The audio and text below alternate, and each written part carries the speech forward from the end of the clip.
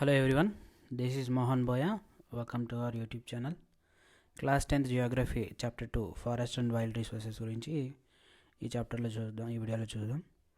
So మనకి ఇక్కడ first ఒక ఫోక్ సాంగ్ అనేది ఇచ్చారనమాట.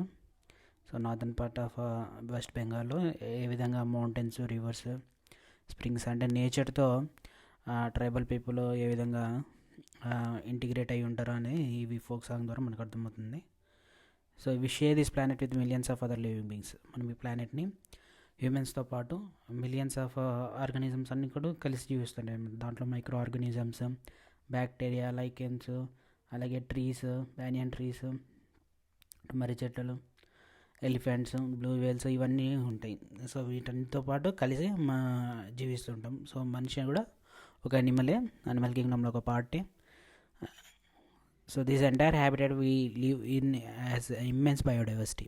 సో మొత్తం ఎర్త్ పైన ఉన్న హ్యాబిటేట్ అంతా కూడా ఇమ్మెన్స్ బయోడైవర్సిటీ ఉందన్నమాట. Different types of plants, animals, different types of అలా లైఫ్ స్టైల్ అనేది ఉంటుంది. వాటికి సపరేట్ స్పీసీస్ కూడా ఉంటాయి దాంట్లోనూ.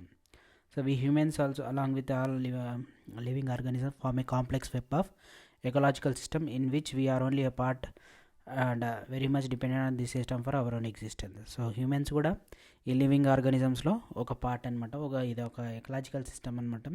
సో ప్లాంట్స్ పైన హెర్బివోర్స్ అంటే వెజిటేరియన్ ఆర్గానిజమ్స్ అన్నీ కూడా డిపెండ్ అయి ఉంటాయి. హెర్బివోర్స్ వాటిని కార్నివోర్స్ హెర్బివోర్స్ పైన ఆధారపడి ఉంటాయి.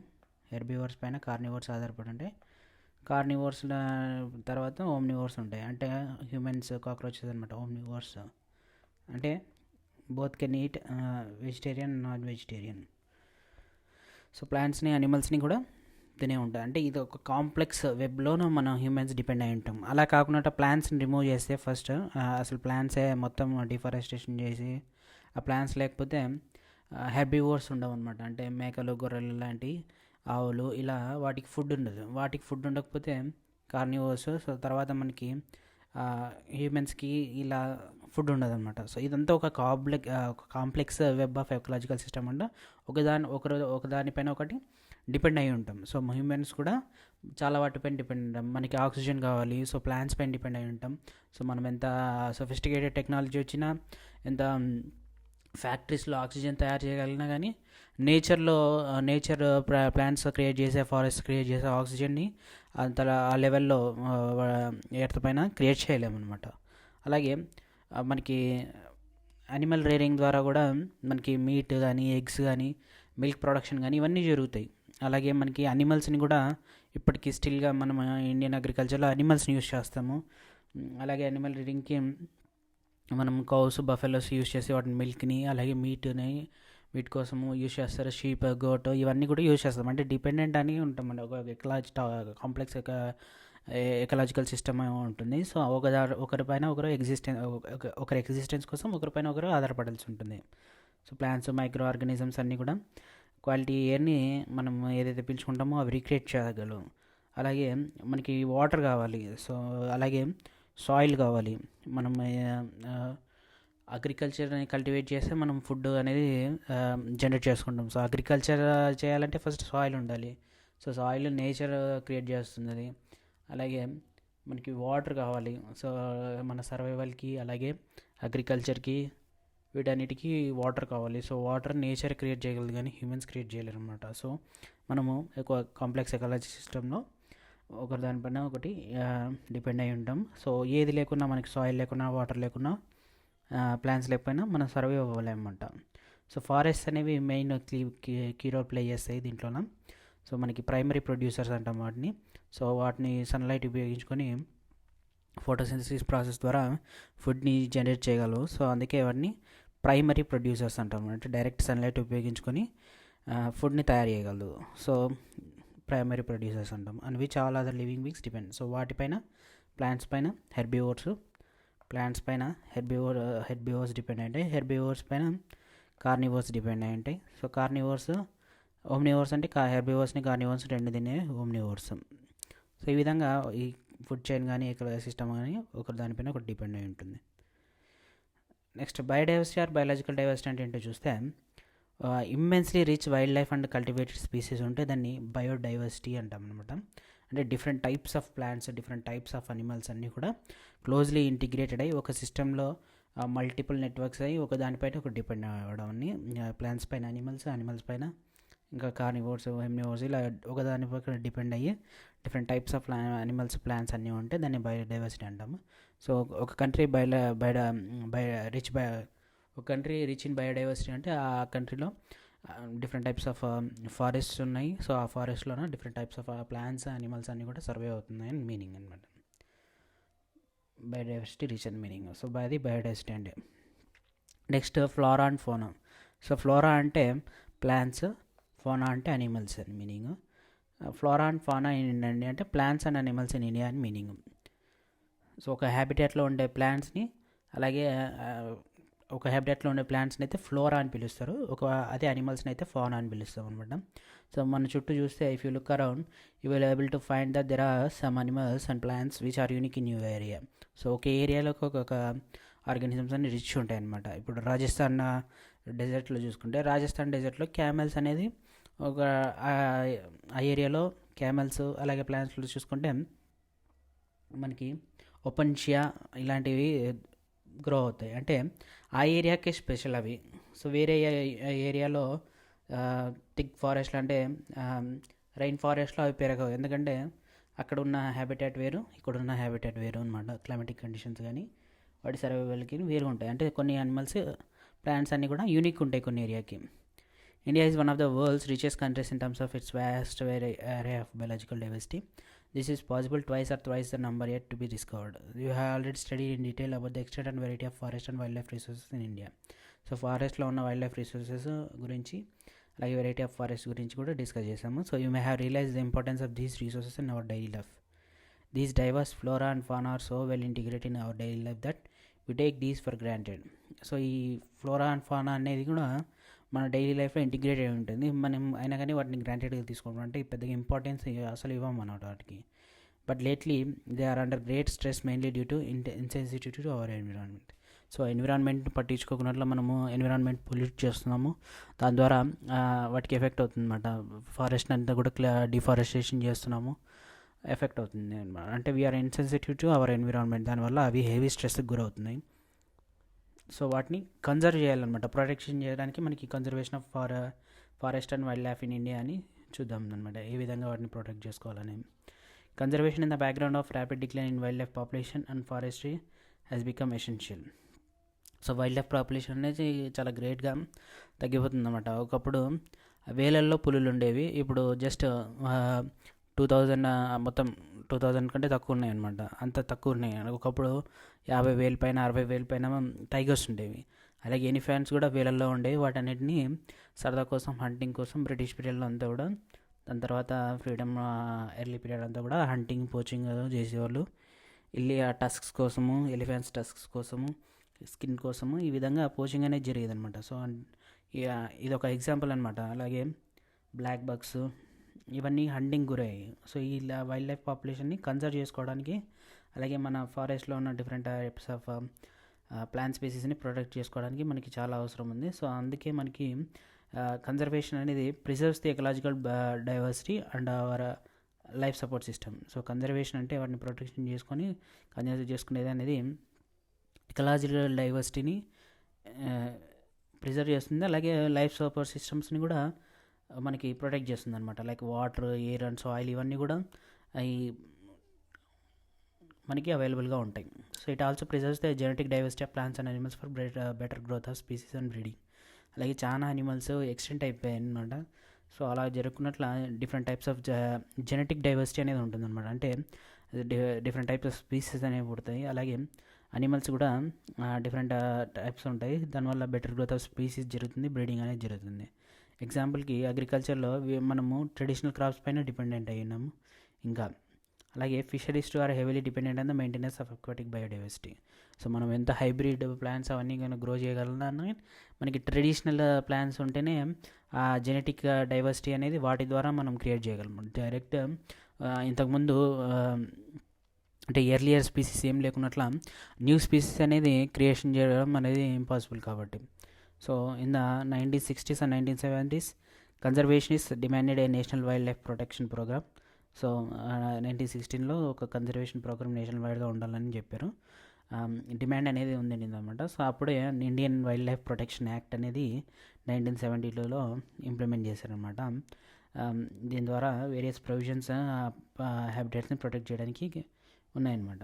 సో మనకి ఇక్కడ పిక్చర్లో చూపిస్తే ట్రైబల్ పీపుల్ ఏ విధంగా అయితే ఫారెస్ట్ యాక్టివిటీస్లో ఇన్వాల్వ్ అయ్యో చెప్పారనమాట. ఇక్కడ మనకి బ్యాంబో సాప్లింగ్స్ని కలెక్ట్ చేస్తున్నట్టు మనకి ఒక నర్సరీలో సైలెంట్ వైల్డ్లో కనిపిస్తుంది అనమాట ట్రైబల్ గర్ల్స్.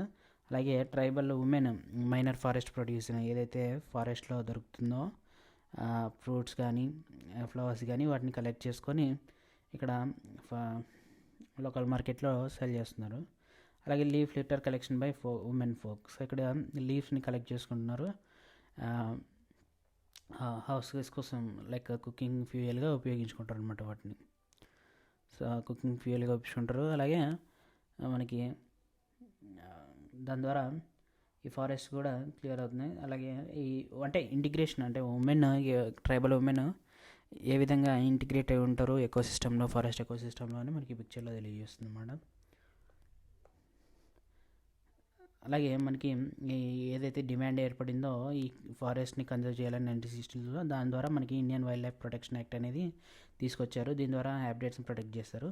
దీంట్లో మనకి ప్రొటెక్టెడ్ స్పీషీస్ లిస్ట్ ఉంటుంది, ఇండియాలో పబ్లిష్ చేస్తారనమాట. ఈ పబ్లిష్ చేసిన లిస్ట్లో టైప్స్ ఆఫ్ యానిమల్స్ అన్ని ఏ యానిమల్స్, ప్లాంట్స్, స్పీసీస్ నేమ్స్ ఉంటాయి. దాని ద్వారా వాటిని ప్రొటెక్ట్ చేస్తారనమాట. ఒకవేళ వాటిని హంటింగ్ చేసినా వాటిని చేసినా కేసెస్ అనేది ఫైల్ చేస్తారు. So the thrust of the programme was towards protecting the remaining population of certain endangered species by banning hunting, giving legal protection to their habitats and restricting trade in wildlife. Subsequently, central and many state governments established national parks and wildlife sanctuaries, about which you have already studied. The central government also announced several projects for protecting specific animals which were gravely threatened, including the tiger. So central government, many state governments కూడా national parks, wildlife sanctuaries ఇవన్నీ create చేశారన్నమాట. So దాని ద్వారా అనిమల్స్ని, ప్లాంట్స్ని protect చేయడానికి. అలాగే central government different types of animals పైన సెవరల్ ప్రాజెక్ట్స్ని కూడా అనౌన్స్ చేసిందనమాట ఆ స్పీసీస్ని ప్రొటెక్ట్ చేసుకోవడానికి. సో దాంట్లో ప్రాజెక్ట్ టైగర్ అని, అలాగే హార్న్డ్ రైనోసరస్ గురించి, అలాగే కాశ్మీరీ స్టాగ్, హ్యాంగ్ అలా అంటారు దాన్ని. 3 types ఆఫ్ క్రొకడైల్స్ మనకి, fresh water crocodile, salt water crocodile, అలాగే గంగాలో ఉండే గ్యారియల్ ఇలాంటి వాటిని, అలాగే ఏషియాటిక్ లయన్ అండ్ అదర్స్, వీటన్నిటిపైన కూడా ప్రొటెక్షన్ ప్రాజెక్ట్స్ అనేవి ఉన్నాయన్నమాట వాటిపైన. అలాగే మనకి Indian elephant, blackbuck, chinkara అని పిలుస్తారు, Indian great Indian bustard, godawan and snow leopard, వీటన్నిటిపైన కూడా వాటిని ప్రొటెక్షన్ చేసుకోవడానికి ఉందన్నమాట. సో వీటిని లీగల్గా యాక్షన్ తీసుకుంటారు అనమాట. హంటింగ్ చేసినా, వాటిని అమ్మినా కానీ ఇండియాలో వాటిని లీగల్ యాక్షన్ అనేది తీసుకుంటారు.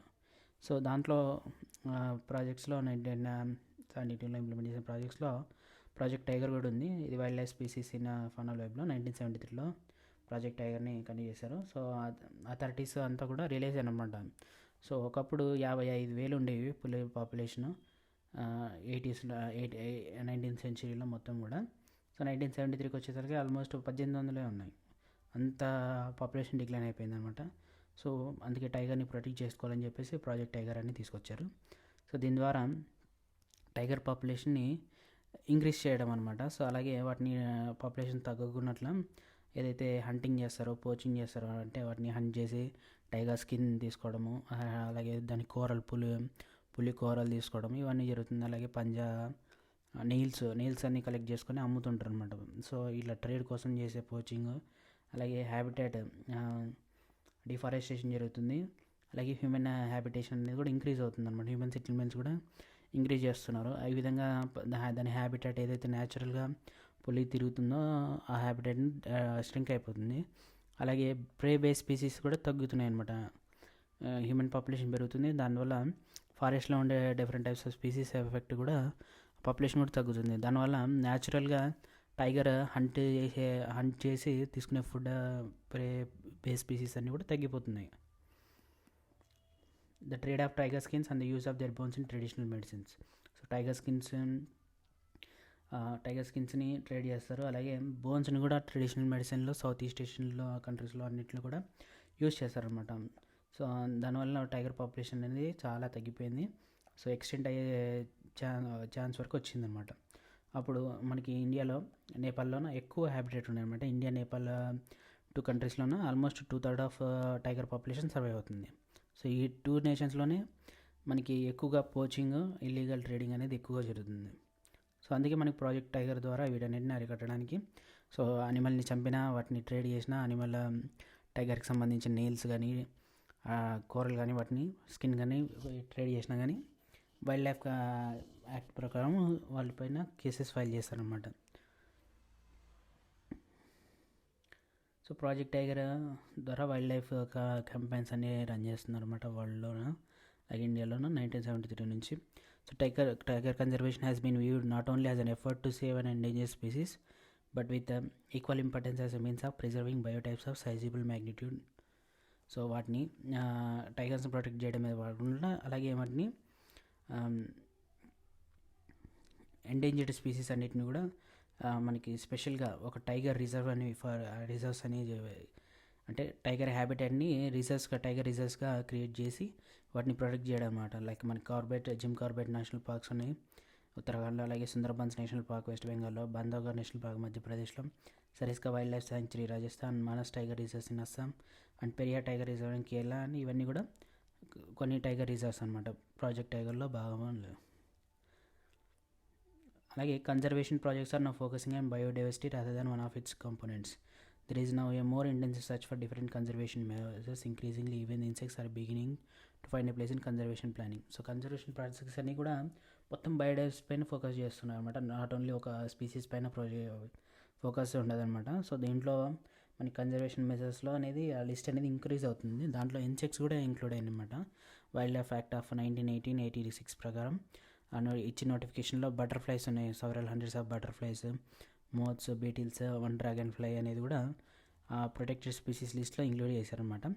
1991లో ఫస్ట్ టైం ప్లాంట్స్ అని కూడా ఇంక్లూడ్ చేశారు. ఫస్ట్ ఇంక్లూడ్ చేసింది 6 స్పీసీస్ ఆఫ్ ప్లాంట్స్ స్పీసీస్ని ఇంక్లూడ్ చేశారు. నెక్స్ట్ మనకి ఇక్కడ rhino and deer in Kaziranga national పార్క్లో కనిపిస్తుంది అన్నమాట. Kaziranga national park.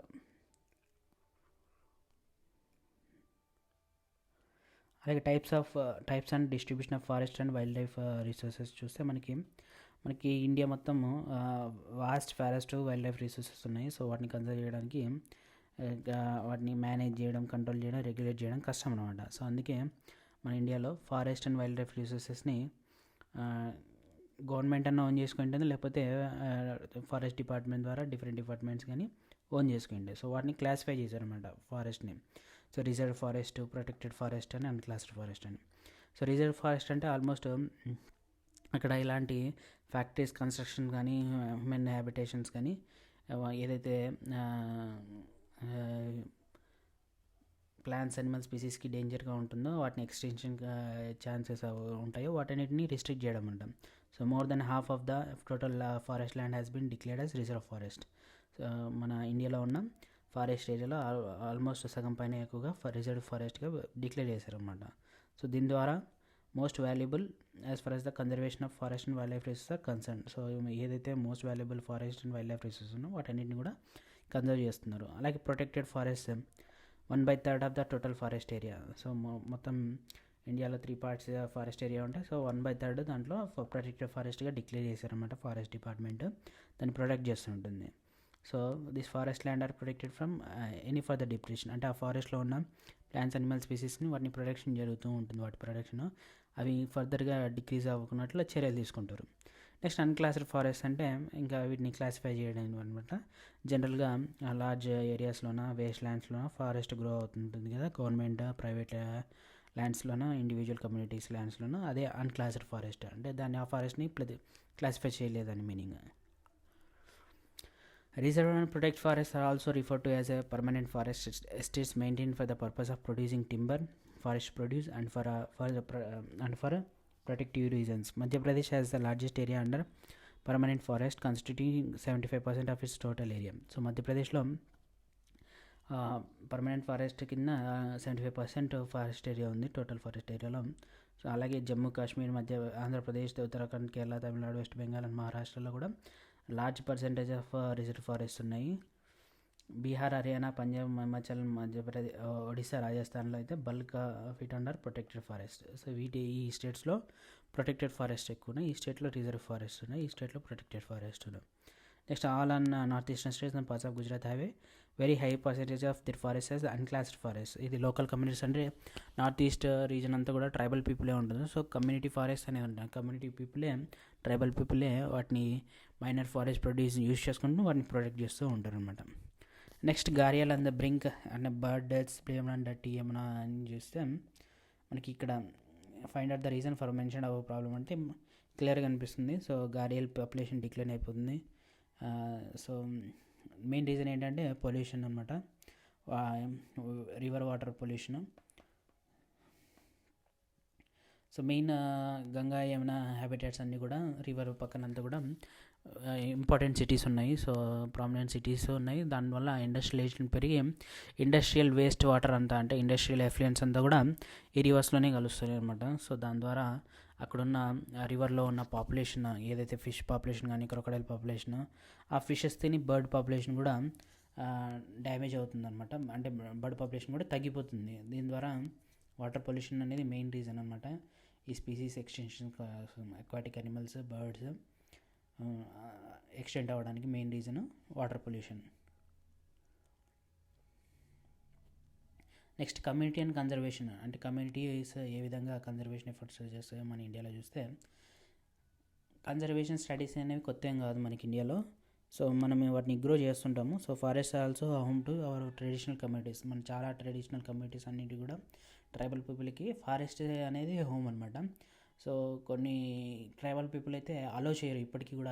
అండమాన్ నికోబార్ ఏరియాస్లో అయితే అక్కడ పీపుల్ అలో చేయరు అనమాట. అంటే ఫారినర్స్ అని భావిస్తారనమాట. ఇండియన్స్ అయినా కానీ వాళ్ళు అలో చేయరు, ఎందుకంటే వాళ్ళు ట్రైబల్ పీపుల్ అనమాట. సో ఈ మన వాళ్ళకి ఫారెస్టే హౌస్ అంతా కూడా. సో ఫారెస్ట్ని ప్రొటెక్ట్ చేసుకుంటూ ఫారెస్ట్లో ప్రొడ్యూస్ని వాళ్ళు యూటిలైజ్ చేసుకుంటూ బతుకుతుంటారు. In some areas of India, local communities are struggling to conserve these habitats along with government officials, recognizing that only this will secure their own long-term livelihood. In Sariska Tiger Reserve, Rajasthan villages have fought against mining by citing the Wildlife Protection Act. So చాలా మంది కూడా ఈ local communities forest పైన depend అయి ఉంటారు.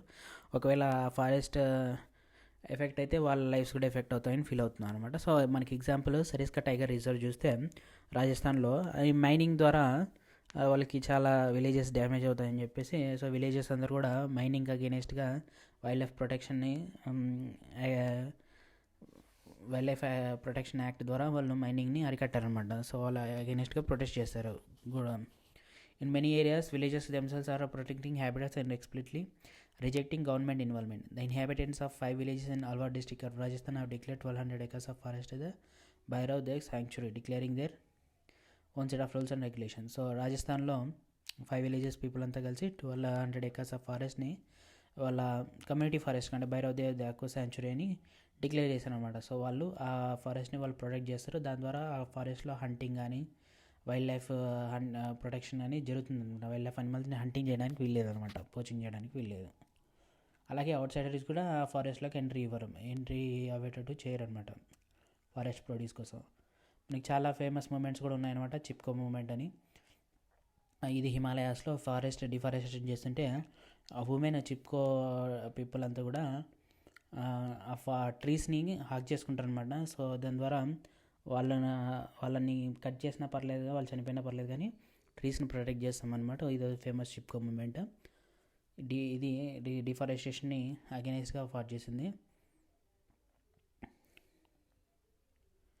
Attempts to revive the traditional conservation methods for developing new methods of ecological farming are now widespread. Farmers and citizens groups like Beej Bachao Andolan and Tehri and Navdanya have shown that adequate levels of diversified crop production without the use of synthetic chemicals are possible and economically viable. అలాగే కొన్ని communities అనమాట. So Beej Bachao ఆందోళన farmers citizens గ్రూప్స్గా form అయ్యి బీజ్ బచావ్, బీజ్ అంటే seeds protection ఆందోళన అని టెహ్రీలో, అలాగే నవధాన్య అని, ఇవి గ్రూప్స్ సిటిజన్ గ్రూప్స్ అనమాట. ఫార్మర్స్ ఇంక్లూడ్ అయి ఉంటారు. ఈ ఫార్మర్స్ అంతా కూడా ఆ సీడ్స్ని ప్రొటెక్ట్ చేస్తారు. సో దాని ద్వారా క్రాప్ ప్రొడక్షన్ అనేది డైవర్సిఫైడ్గా ఉంటుంది. సింథటిక్ కెమికల్స్ ఏవి యూజ్ చేయకుండా ఎకనామిక్గా వయబుల్గా ఉండడానికి ఫామ్ చేసింది అనమాట. ఇవి ప్లాంట్ స్పీసీస్కు ప్రొటెక్షన్ కోసం. In India joint forest management programme furnishes the good example for involving local communities in the management and restoration of degraded forest. So local community people community forest conservation అన్నమాట ఇది. So వాళ్ళే involve అయ్యారు. So మనకి programme 1982లో వచ్చిందన్నమాట. State of Odisha pass the first resolution for joint forest management.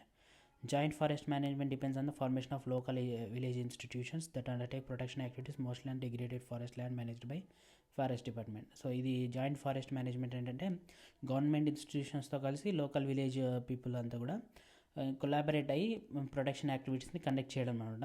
In return the members of these communities ఏవైతే protect చేస్తారో local village people, వాళ్ళకి ఏదైతే forest non timber forest producers ఉంటాయో అలాగే టింబర్ హార్వెస్ట్ చేస్తారో దాని నుంచి వాళ్ళకి షేర్ ఉంటుంది. దాని నుంచి ఆ విలేజెస్కి ప్రొవైడ్ చేస్తారన్నమాట మైనర్ ఫారెస్ట్ ప్రొడ్యూస్ని. దాని ద్వారా వాళ్ళకి యూస్ఫుల్గా ఉంటుందని. సో ఈ విధంగా లోకల్ విలేజెస్ని ఉపయోగించుకొని ఫారెస్ట్ని ప్రొటెక్ట్ చేయడమే గవర్నమెంట్ ద్వారా. So joint forest management.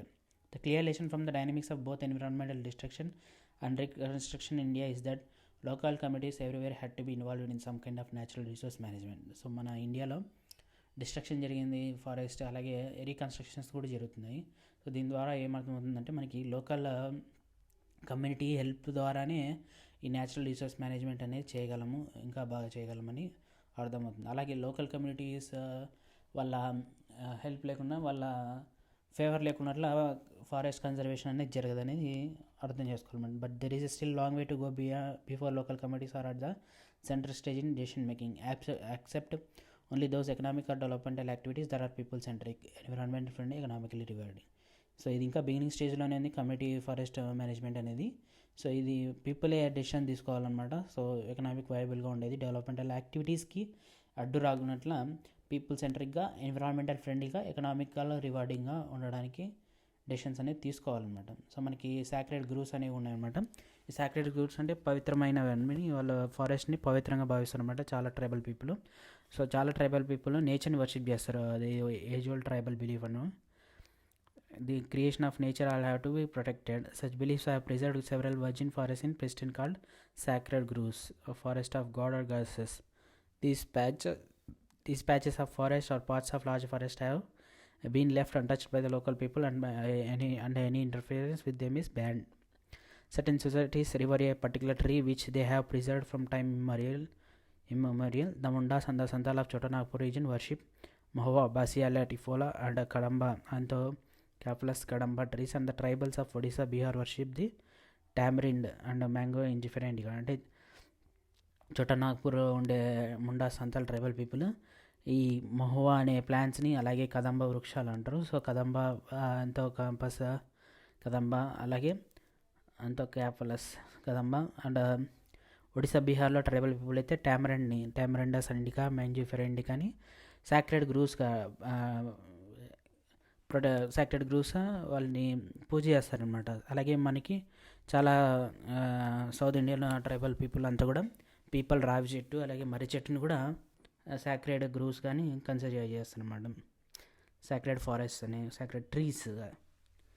So Indian society comprises several cultures, each with its own set of traditional methods of conserving nature and its creation. Sacred qualities are often ascribed to springs, mountain peaks, plants and animals which are closely protected.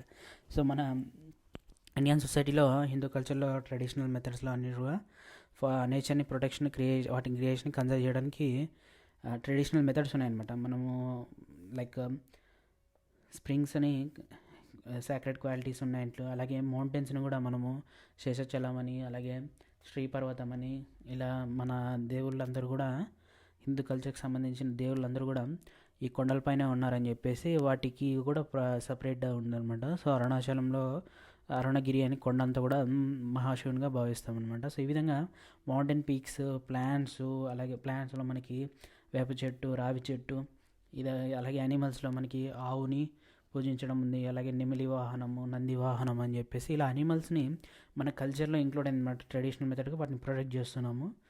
అలాగే you will find troops of macaques and language around mini temples. Mini టెంపుల్లో కూడా కోతులు ఇవన్నీ కూడా ఉంటాయి. వాటికి ఫుడ్ని కూడా ఆఫర్ చేస్తుంటారు, ఫీడ్ చేస్తుంటారు టెంపుల్ డెవోటీస్గా భావించి వాటిని కూడా. అలాగే బిష్నాయ్ విలేజ్, బిష్నాయ్ కమ్యూనిటీ, బిష్నాయ్ అనే పేరు ఈ మధ్య సోషల్ మీడియాలో బాగా ఫేమస్ అయిపోయింది, అందరికీ తెలుసు. సో బిష్నాయ్ విలేజ్ కమ్యూనిటీ ఇది రాజస్థాన్లో ఉంటుంది. సో వీళ్ళు నేచర్తో బాగా ఇంటిగ్రేట్ అయి ఉంటారు. సో వాళ్ళ ఫారెస్ట్ని, రాజస్థాన్లో ఉన్న అనిమల్స్ని, స్పెషల్గా హెడ్స్ ఆఫ్ బ్లాక్ బక్ని ప్రొటెక్ట్ చేస్తూ ఉంటారు అనమాట. సో బ్లాక్ బక్ హంట్ చేశారు కాబట్టి సల్మాన్ ఖాన్ చంపేశాడని చెప్పేసి వాళ్ళకి బిష్నాయ్ కమ్యూనిటీ కూడా సల్మాన్ ఖాన్ పైన కోపం పెంచుకుంది అనమాట. అంటే ఈ బ్లాక్ బక్ బ్లాక్ బక్ వాళ్ళ మదర్ చనిపోయినా కానీ ఈ బిష్నాయ్ ఉమెన్ ఆ చిన్న వాటికి మిల్క్ ఫీడింగ్ అనేది చేస్తారనమాట. సో అంతా ఇంటిగ్రేటెడ్ అయిపోయి వాళ్ళ ఫ్యామిలీగా చూసుకుంటారు బ్లాక్ బక్ని. అలాగే బిష్నాయ్ విలేజ్ కమ్యూనిటీ అంతా కూడా. అలాగే నీల్గాయ్, పికాక్స్ ఇవన్నీ కూడా integral part of the community, వాళ్ళ ఫ్యామిలీగా చూసుకుంటారు. అలాగే నో బడీ హార్మ్స్ దెమ్, వాటిని హార్మ్ చేయరు అనమాట. సో ఈ విధంగా సాక్రెడ్ గ్రూవ్స్ ప్రొటెక్షన్ అనేది జరుగుతుంది.